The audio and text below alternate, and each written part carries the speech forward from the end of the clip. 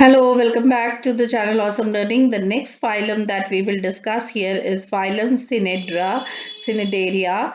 Um, General features we will be discussing here are the grade of organization is tissue level, a little bit complicated if you compare it with Porifera. The symmetry is radial. Germ layers are diploblastic. That means it has two germ layers. It is having two germ layers. So it is diploblastic. Coelomic or acoelomate, that is body cavity, is not present. Okay. Then habit and habitat, aquatic, mostly marine. Sessile. Now sessile means free swimming. They are not attached to some kind of substratum. So it is sessile. Solitary, I already told you that alone, or they can also be found in few colonies. Okay. So this is about uh, the habit and habitat. Now we come to digestive system. Again, because it is tissue level of organization, so systems will be absent here, you see. And the digestive system is incomplete. As I told you, incomplete digestive system is the one which has only one opening, the opening through which the egestion and ingestion, both the processes takes place through one opening. Such type of system is called incomplete digestive system. And it is intracellular. Again, in the digestion takes place inside the cell. Extracellular also, sometimes it may take outside the cell also, because it is little bit complicated than porifera. Okay, so this is about the digestive system and various systems of porifera. Now we come to reproduction part. So children here, reproduction. Now this is very important and interesting. There are two types of porifera, the polyp and medusa. Now, children, polyp reproduces asexually by budding, by the process of budding. You know what is budding? The a bud is appears on the main organism, and when the that bud increases in size, it may detach. So, mark my words, it may detach from the parent and can lead a solitary life, or it may retain with the parent. It may remain attached to the parent and it can live and it can form a colony. So it depends. So polyp reproduces asexually. Lekin the medusa type of cnidaria, it reproduces sexually. So there are two types here. One is polyp, which will reproduce asexually, and the other one is medusa, which will reproduce sexually. Now, most are separate sexes. Like in Porifera, it was hermaphrodite, that is bisexual, but here they are unisexual, that is, sexes are separate. Fertilization is external and development is indirect. Again, I told you development is indirect. Why? Because the adult does not resembles the the larval stage. Okay, the adult will not resemble the larval stage. Now this chart is very much important. You can see this is polyp. It is cylindrical in shape, and this is medusa. It is just appearing like an umbrella, right? So the polyp.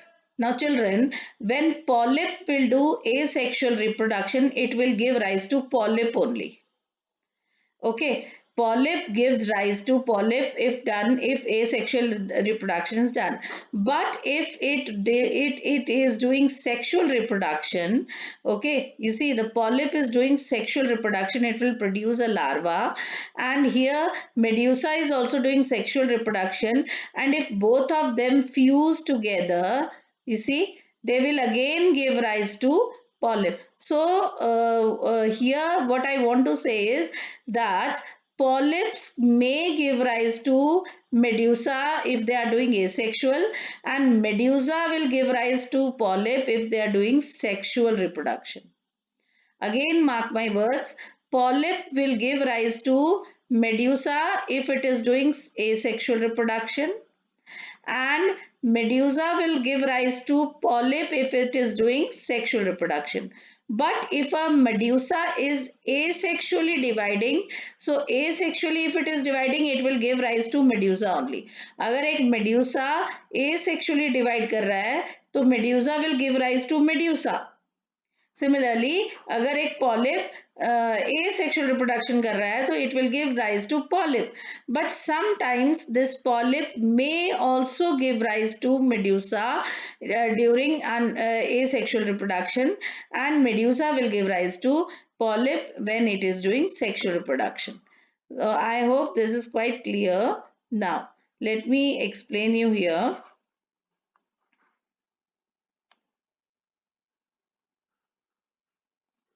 The unique features. Tentacles and syndoblasts. Tentacles are finger-like structures which surround the mouth of coelentrates. Okay, used for, now these tentacles are basically the structures which are used for capturing of food and for defense mechanism to protect them from their predators. Syndoblasts or syndocytes are stinging cells, okay, which are present on the tentacles. The tentacles are having the stinging cells, okay, which are syndoblast with a poison filled capsule called nematocyst. So the syndoblast are filled with poison. Okay, and syndoblast is used for anchorage, to attach them to a substrate, किसी चीज को पकड़ के रखने के लिए, encourage करने के लिए, एंड डिफेंस, खुद को बचाने के लिए, and to capture the prey. और ये जो पॉइजन है, ये प्रे को पैरालाइज करने के लिए, ताकि प्रे जो है वो पैरालाइज हो जाए and they can easily grab the grab their prey. Another unique feature what they have is cnidarias. The next unique feature which they are showing is gastrovascular cavity, that is coelentron. Okay, this is the cavity inside the body.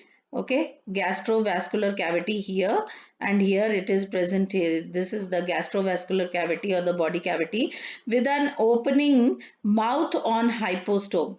So it will have a mouth and it will also have an anus, because they have incomplete digestive system. So एक ही opening है, whether you consider it as mouth or you consider it as an anus. Similarly, they also have one opening. ये polyp है, this is medusa.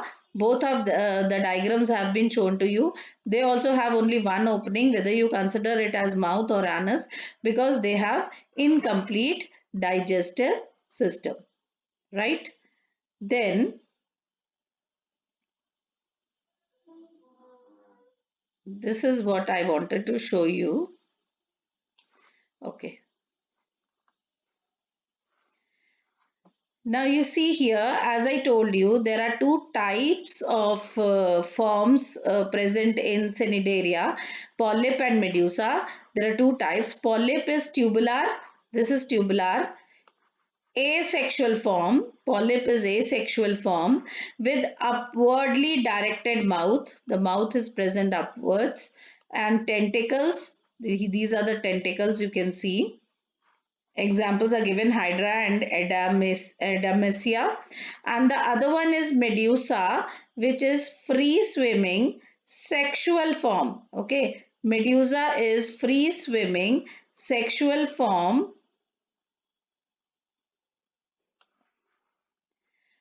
downwardly directed.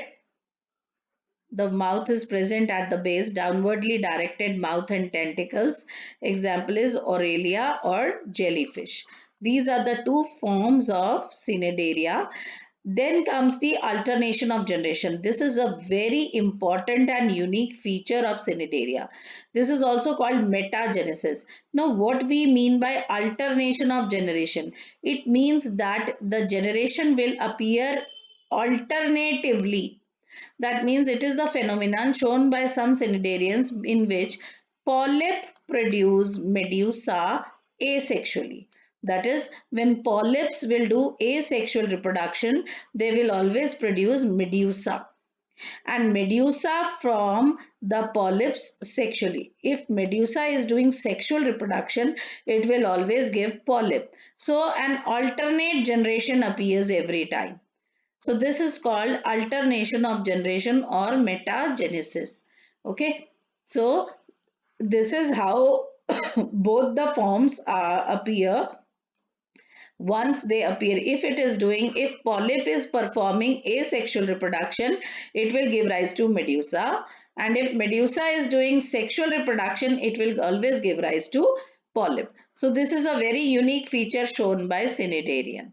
Okay, then these are the and other unique features. Corals have skeleton made up of calcium carbonate. If you have gone, if you have done this, you have been to a sea, and if you have done the diving, if you have gone underneath the sea, you will see a lot of corals are present there.